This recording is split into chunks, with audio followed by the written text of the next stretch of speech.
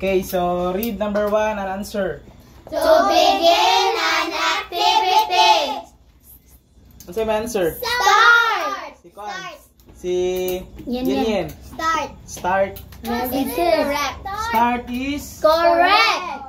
correct. Ang answer, go. A group of young people. Ikaw.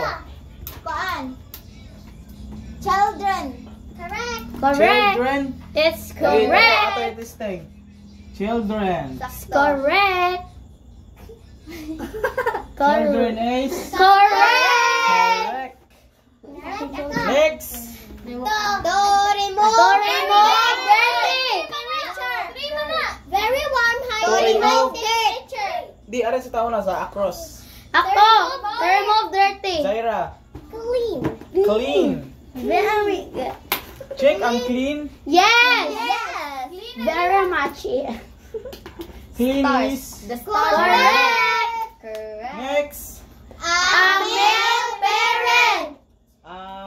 Bisaya. Father. Father. Is correct. Ato sa check. Father is Correct. correct. Correct. Next, basa. To speak words. Oh.